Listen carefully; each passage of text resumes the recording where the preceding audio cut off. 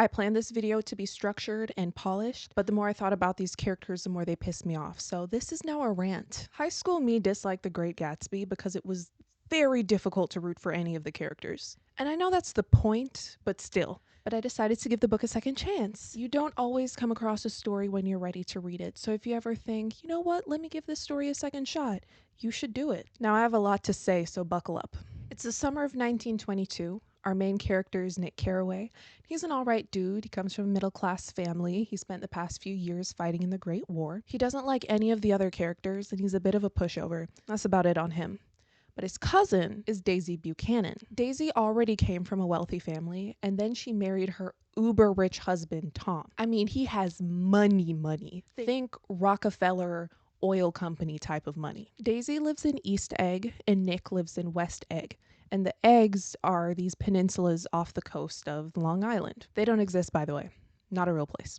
Since Nick and Daisy live so close to each other, he often goes over to her house for afternoon tea. Daisy is sweet and charismatic and very beautiful, something that Nick points out enough times that it feels Sweet Home Alabama coded, but that's besides the point. Daisy is very self-centered. Because she's lived such a cushy life, she's never had to concern herself with the lives or the circumstances of other people. She's never had to be uncomfortable in any sense of the word. She lives in this perfect little bubble of wealth and privilege that protects her from all of the hardships that the rest of the world faces. For example, one night she and Nick were talking, and she said, "We're not that close as cousins. I mean, you didn't even come to my wedding." And he says, "Yeah, because I was still fighting in the war." And she goes, "Oh, well, anyways." And then continues complaining that she knows better than anyone else how cruel and unfair the world can be. Daisy has a friend that she hangs out with a lot named Jordan Baker. She's a professional golfer, and she also comes from money, but in a rich aunt kind of way. She and Nick meet at Daisy's house and begin a little summer romance.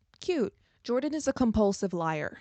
Lies all the time. About everything. Big things, little things. She just lies. And instead of this being a red flag to Nick, he's just like, there's worse qualities in a woman, and moves on. And Jordan, like Nick, is able to see through all the humble bragging and fake pleasantries of these uber rich people, but she is a passive participant, much like Nick is. Now, Daisy's husband, Tom Buchanan, is the pinnacle of a man's man.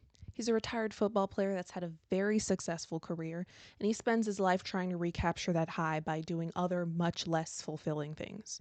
He's very entitled. He's the type to bark orders and make demands instead of asking. And if he wants someone to do something or go somewhere for him, he physically moves them, like just like shoving them or pulling them. He does it to Nick all the time. And Tom and Daisy have a 3-year-old daughter together and live in a beautiful mansion overlooking Long Island Sound. Perfect life, right? Tom is also cheating on Daisy with a woman named Myrtle Wilson. And Mrs. Wilson is...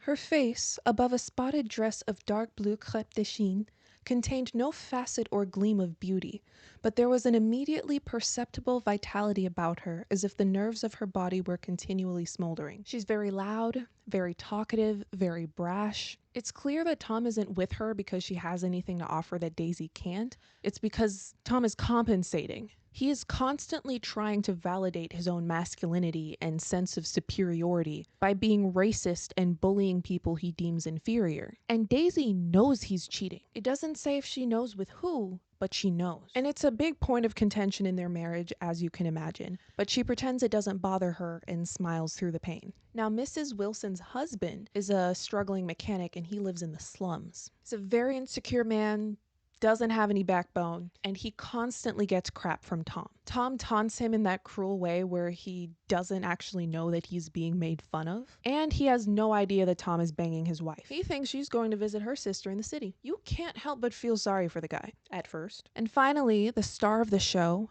J. Gatsby. James Gatz was born to poor farmers and at the age of 17 decided to make something of himself, so he ran away from home. He became friends with a millionaire who left him a small sum of money upon his death. Don't we all want that? When he met the millionaire, he decided to start his new life, and he changed his name to J. Gatsby. He eventually was drafted into the war, and his money eventually ran out, and he became penniless. And it was during the war that he met Daisy Buchanan before she was Mrs. Buchanan. He was fascinated to the point of obsession not particularly with her, but with what she represented. A grand, beautiful life where you want for nothing and everything comes easily to you. You don't have to struggle or go hungry, things that Gatsby was very well acquainted with.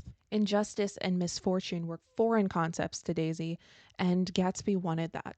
Eventually, though, he fell in love, and her with him, but under the false pretense that he came from money and had status like her. This wasn't just an assumption he didn't correct. He deliberately deceived her into thinking that he came from a wealthy family. You gotta remember that this was from a time in history where if you married someone too poor, your family would disown you. He was deeply in love with her and visited her whenever he was on leave from the war. But when he returned to combat, her family forbade her from seeing him off. She was upset about that for a while and didn't talk to her family, but eventually she buckled under the social pressure of marrying someone with equal or greater wealth and status to her. And she ended up marrying Tom Buchanan. Naturally, this broke Gatsby. He was a shell of a man after that. He made it his life's mission to make that backstory that he gave Daisy a real thing. He amassed a fortune by working with some corporate criminals, primarily through bootlegging during the Prohibition era and rigging the 1919 World Series. So not only is he new money, but he's also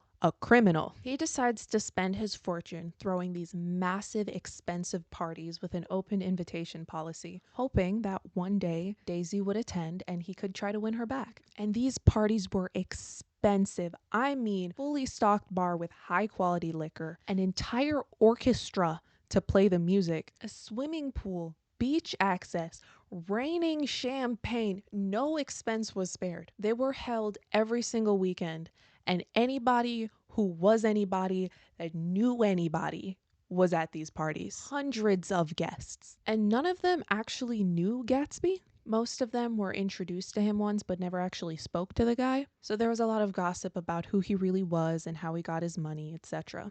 All that, and Daisy didn't come to a single party until Gatsby, who was Nick's next door neighbor, asked him, "Hey, could you have Daisy over at your house for tea one afternoon and just have me happen to be there?" And because Nick's a messy bitch, not really, kinda, he says yes. He has her over for tea. She and Gatsby get to talking.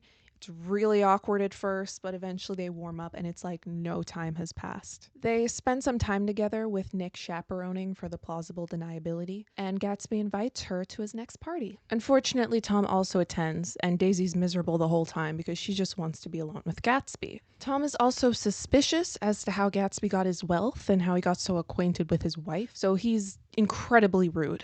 But Daisy and Gatsby do get some time alone together, and she invites him to her house with Nick and Jordan for tea one day. By the way, once Gatsby realized that Daisy didn't like the party, he stopped having them immediately. All right, now lock in because this is where shit hits the fan. It's the hottest day of the summer, so everybody's already in an irritable mood. Tom is mad because Gatsby and his wife are making eyes at each other. The hypocrisy to be mad when he was cheating first. Jesus. And he has the misfortune of witnessing Daisy grab Gatsby and give him a big fat smooch and declare her love for him right in front of Nick and Jordan. Right in front of Nick and Jordan's salad. Right in front of my salad?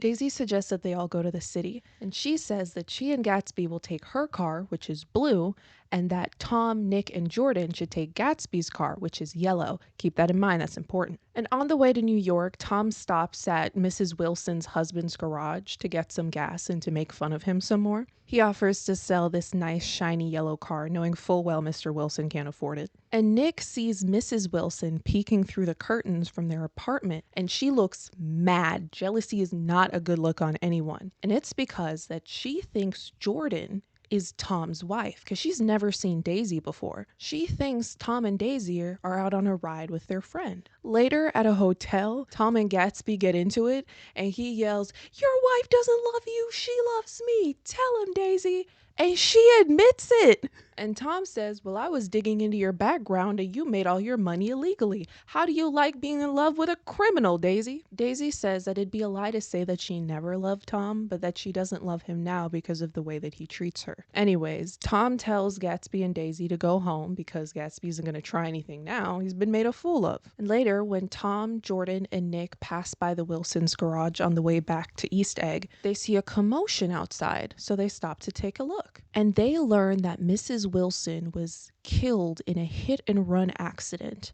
by a driver in a yellow car. Tom makes sure to clarify to Mr. Wilson that even though he was driving that yellow car earlier, that is not his car, and he was not the one driving the car at the time of the accident. And a witness corroborates this claim. And Tom's heart isn't made of stone, so he does cry on the way home. Once back at Tom and Daisy's, Gatsby accidentally lets it slip to Nick that Daisy was the one driving the car. And on the way back to East Egg, Mrs. Wilson saw the yellow car approaching and thought it was Tom and Daisy and ran out to flag them down. Daisy swerved out of the way to avoid hitting her, then changed her mind and swerved back, killing her instantly. Gatsby eventually took over the wheel, and then he drove the rest of the way to East Egg.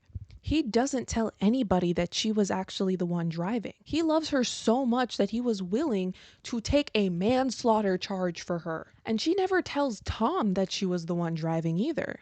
She lets him think that Gatsby is the one that killed his mistress. Gatsby spends a couple of days anxiously awaiting a phone call from Daisy, and Nick half-heartedly tells him, yeah, she'll probably call soon, even though he doesn't really believe it. And I want to make clear, Nick does not like Gatsby, but he does feel sorry for him. He essentially tells him, I'm sorry that you sacrificed so much for people who aren't worth it. And Gatsby takes comfort in that, which is a good thing, because it turns out that's the last thing Nick will ever say to him. Because that afternoon, Mr. Wilson goes to Tom's house and demands to know who the owner of the yellow car is. And then he goes to Gatsby's house, shoots him in his swimming pool, and then shoots himself. The news makes headlines all around the country, and all of the questions regarding family and funeral arrangements are directed at Nick, which he's really confused about. Nick is the one that has to call people up and inform them of Gatsby's passing. He calls all the numbers of the people, he calls up all the people that he can get the numbers of that have been to Gatsby's parties, and all of them say something along the lines of, oh, damn, that's terrible. Ugh, I sure wish I could make it to the funeral, but I have better things to do.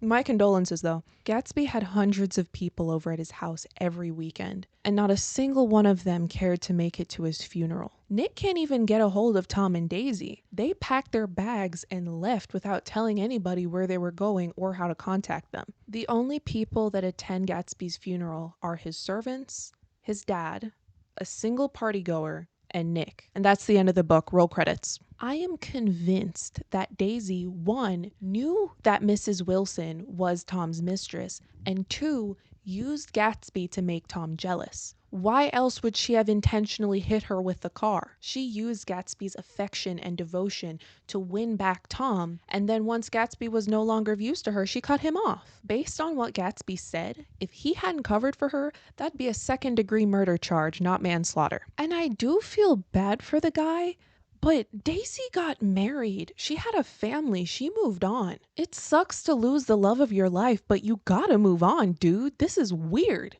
You're weird for this. And I don't think he even truly loved her for who she was. I think he loved what she represented, which was status and wealth. He felt like he needed that to be complete. I dislike Daisy the most because at least the other characters are upfront about being assholes. She has the nerve to act so innocent the whole book, to act like the victim when she's so selfish that she was willing to kill someone to get what she wanted, no matter who suffers in the process. Which is why I think that she's the most well-written character. She fooled me into thinking she was charming and ditzy, but she knows what's going on. If you read The Great Gatsby or pretended to read it for school, let me know what you think of the characters. Who did you dislike the most? And what did you think about Gatsby and Nick? This book had a lot more layers to it than I noticed the first time, and I'm glad I took the chance to reread it and really soak it in. There's so much more I could talk about, honestly. Like, I didn't even touch on the themes around the futility of impressing people with your money, or how sometimes bad people do bad things and never face consequences.